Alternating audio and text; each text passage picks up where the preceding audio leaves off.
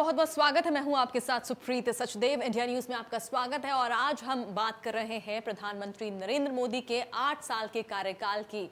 प्रधानमंत्री नरेंद्र मोदी का 8 साल का कार्यकाल जो है वो पूरा होने जा रहा है और ऐसे में जो है उन्होंने पिछले 8 साल में किस तरह से जो है ये 8 साल रहा है, इस पर आज हम चर्चा करेंगे। किस तरह से जो है लगातार प्रधानमंत्री नरेंद्र मोदी ने जिस तरह से 2014 में गुजरात की सियासत से उन्होंने केंद्र की राजनीति में उन्होंने एंट्री की और ऐसे में उसके बाद लगातार वो भारतीय जनता पार्टी को आगे बढ़ाते हुए ही नजर आए। जीत की तरफ उन्होंने आगे यहां पर बीजेपी को बढ़ाया है। ऐसे में चाहे अलग अलग राज्यों में जिस तरह से चुनाव यहां पर देखने को मिले, उत्तर प्रदेश की अगर बात करें, उत्तराखंड की बात करें, तो प्रधानमंत्री के नेतृत्व में जिस तरह से देश आगे बढ़ा है पिछले 8 साल की आज हम बात कर रहे हैं। 8 साल यहां पर पूरे होने जा रहे हैं। प्रधानमंत्री नरेंद्र मोदी एक ऐसे पहले गैर कांग्रेसी प्रधानमंत्री के तौर पर सामने आए हैं जिन्होंने दूसरी बार चुनाव जीतकर वो लगातार लोकप्रिय प्रधानमंत्री वो बने हुए हैं और ऐसे में अपनी योजनाओं के जरिए वो घर घर पहुंच रहे हैं।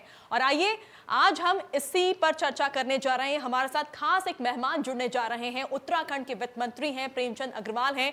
प्रेमचंद अग्रवाल जी, आपका बहुत बहुत स्वागत है इंडिया न्यूज पर। आपसे आज हम चर्चा यही करेंगे, जिस तरह से प्रधानमंत्री नरेंद्र मोदी के कार्यकाल को 8 साल पूरे होने जा रहे हैं और ऐसे में जो है उनकी जो योजनाएं हैं और अपनी इन योजनाओं के जरिए ही वो भारतीय जनता पार्टी को लगातार जीत दिला रहे हैं। आज ये हाल है कि घर घर में प्रधानमंत्री नरेंद्र मोदी का ही नाम लिया जा रहा है। इन 8 सालों को किस तरह से देखते हैं आप? देखिए, सबसे पहले मैं पूरे प्रदेशवासियों को, देशवासियों को माननीय यशस्वी प्रधानमंत्री आदरणीय नरेंद्र मोदी जी के 8 साल होने पे जो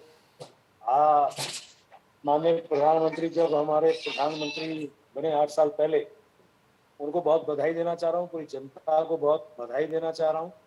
और निश्चित रूप से जिस प्रकार से इन 8 सालों में देश आगे बढ़ा है, देश का नाम पूरे विश्व के अंदर एक अच्छे तरीके से लिया जा रहा है। आप जानते हैं कि 8 साल पहले क्या स्थिति हमारे देश की थी, विदेशों में, पूरे विश्व में हमारी क्या स्थिति थी। भ्रष्टाचार का बोलबाला था चारों तरफ। ऐसा लग रहा नहीं था कि कोई सरकार यहाँ पे चल रही थी। और मुझे लगता है कि उसके बाद जिस प्रकार से माननीय मोदी जी ने शपथ ग्रहण की और उससे अंदाज लगाइए कि जब वो संसद के अंदर जा रहे थे, जिस प्रकार से उन्होंने सीढ़ियों पे अपना माथा नवाया, उसी से पहली बार ही पता चल गया था कि वो देश के लिए और संसद के प्रति कितने जवाबदेह है, कितने वो उसके प्रति गंभीर हैं। और उन्होंने उस समय एक मंत्र के साथ काम शुरू किया था कि सबका साथ सबका विकास। और मुझे लगता है कि आज पूरे देश के अंदर वो भाव दिखाई देता है और उन्होंने समय समय पर उस मंत्र पे अपने कुछ बिंदुओं को जोड़ा भी है। सबसे पहले उन्होंने कहा सबका साथ सबका विश्वास, सबका साथ सबका विकास। फिर बाद में आया सबका साथ सबका विकास और सबका विश्वास। और फिर उसके बाद एक बात और ही जोड़ी जाती है कि सबका साथ सबका विकास, सबका विश्वास और सबका प्रयास, यानी सबके प्रयास से देश आगे बढ़ेगा।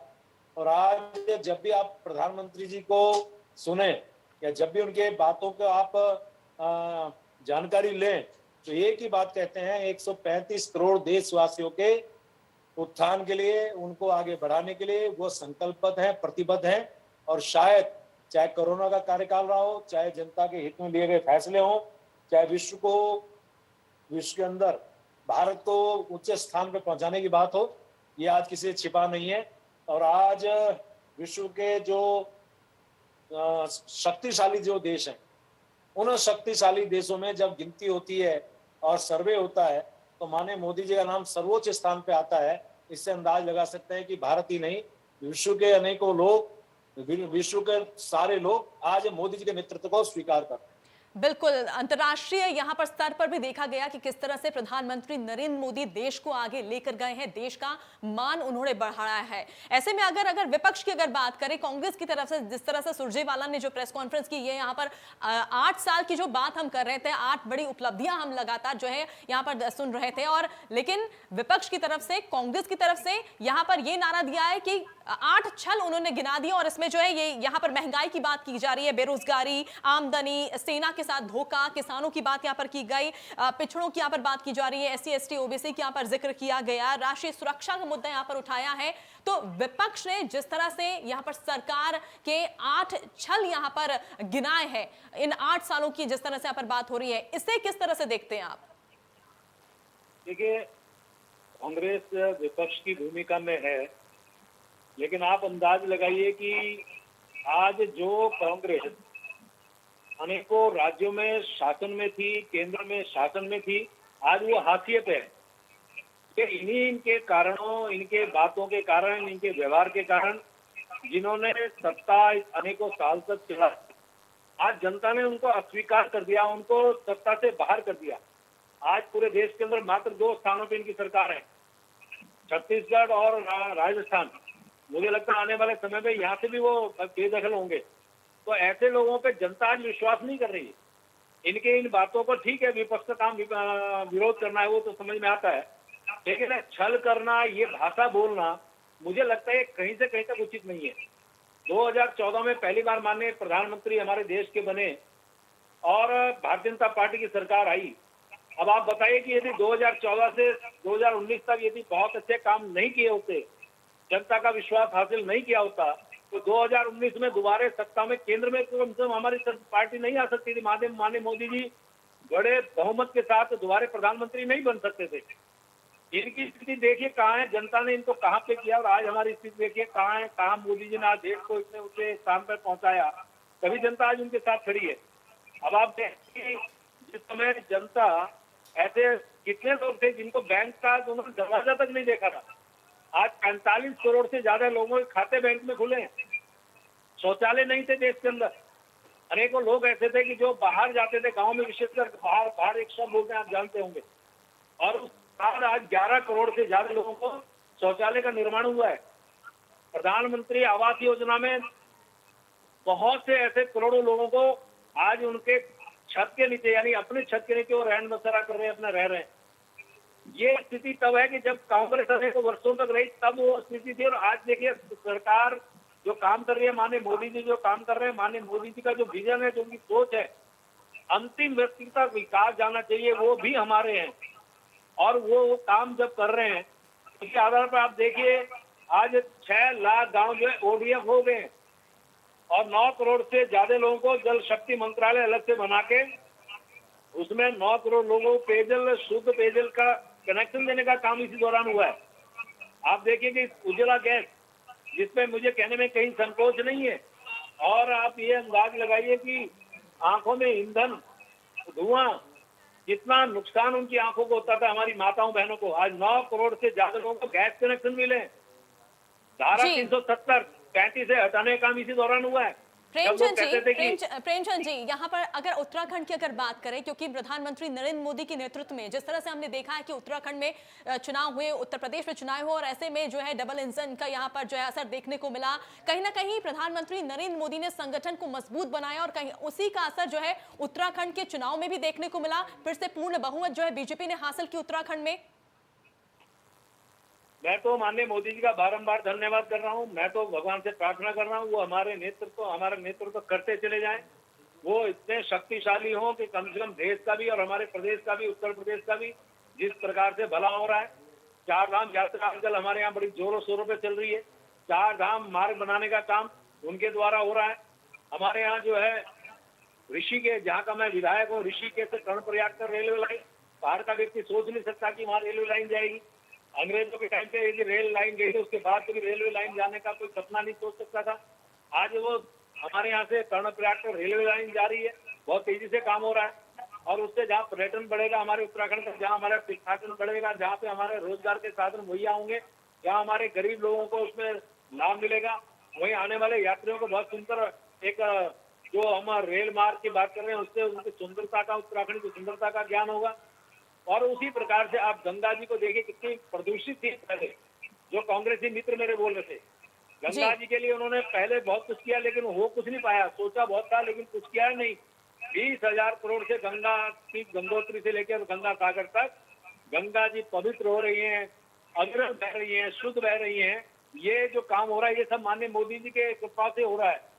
और आप ये देखिए, उसके साथ साथ किसान सम्मान निधि, आज हमारे हजारों नहीं लाखों लोगों को उत्तराखंड के अंदर और हमारे उत्तर प्रदेश के अंदर जी जी 6,000 रुपये वार्षिक किसान सम्मान निधि के माध्यम से किसानों को लाभ मिल रहा है। ये सारी बातों में हम कहते हैं तो मेरे ही उत्तराखंड के अंदर अनेकों ऐसी सड़कें हैं।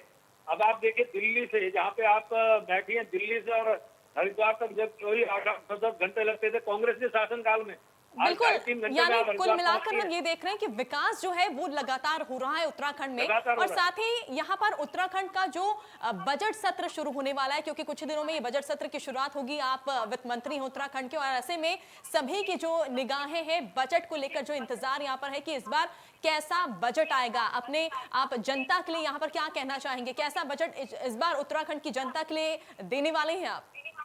बहुत अच्छा सवाल किया आपने, मैं आपका धन्यवाद कर रहा हूँ। पहली बार उत्तराखंड के अंदर हमने जनता से सीधा सवाल किया है कि आप अपना जो है को जो भी अच्छा बजट हम आपके लिए दे सकते हैं उसमें अपने महत्वपूर्ण सुझाव दें।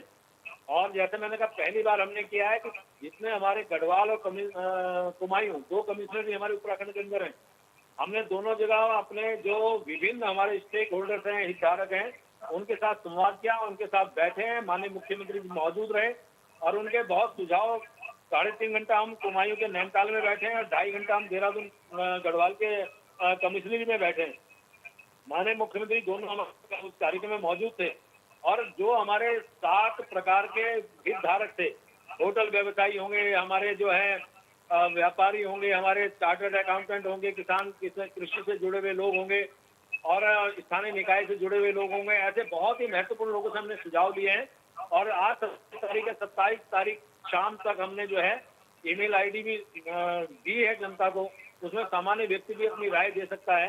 तो आने वाले विधानसभा के जो महत्वपूर्ण हमारा बजट सत्र होने वाला है वो जनता का बजट हो, जनता के लिए बजट हो, जनता के द्वारा सुझाए हुए बिंदुओं पे वो बजट हो, वो हम काम कर रहे हैं। और आने वाला जो हमारा बजट होगा वो जनता के लिए बजट होगा। बिल्कुल, तो जनता के लिए जो बजट ये आने वाला है, सभी का इंतजार इस बजट को लेकर देखने को मिलेगा। और ऐसे में जिस तरह से हम पिछले 8 साल की यहाँ पर बात कर रहे हैं मोदी सरकार के कार्यकाल की, आज हम चर्चा कर रहे हैं, और ऐसे में जो बड़े फैसले यहाँ पर मोदी सरकार के कार्यकाल में यहाँ पर लिए गए हैं, जैसे नोटबंदी की अगर बात करें, जीएसटी की बात करें, सर्जिकल स्ट्राइक, लॉकडाउन, और ऐसे में ये कितनी बड़ी चुनौती रही होगी ये इस दौरान? देखिए, मुझे ऐसा लगता है कि मोदी जी का एक स्वभाव है, क्या बहुत अच्छा कर सकते हैं और क्या सरप्राइज वो दे सकते हैं। ये सारे विषय आपके संज्ञान में भी पूरे देश की जनता जानती है, बल्कि तो पूरे विश्व की जनता जानती है।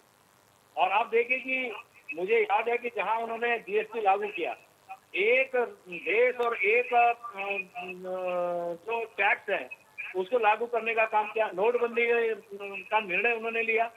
और जैसे मैं भी आपसे कह रहा हूँ, धारा 370-35 है जो हमारे जम्मू कश्मीर का बहुत बड़ा रोग था, उसे समाप्त किया। हमारे तो मुखर्जी साहब जो हमारे श्यामा प्रसाद मुखर्जी थे, उन्होंने उस समय बलिदान दिया था इस मुद्दे पर, सोच भी नहीं सकते। और उस समय हम कहते थे कि 2 विधान 2 संविधान 2 प्रधान नहीं चलेंगे, वो सपना हमारा बंद रह गया। लेकिन माननीय मोदी जी ने साकार किया। लोग कह रहे थे कि खून की नदियां बह जाएंगी, लेकिन जरा सा भी कोई नुकसान हमारे उस क्षेत्र में नहीं हुआ। आज विकास के मूल धारा में हमारा जम्मू कश्मीर और वहाँ के लोग इसमें जुड़ रहे हैं। आतंकवादियों के जो है पूरी तरह से उनका सफाया हो रहा है, उनका खात्मा हो रहा है।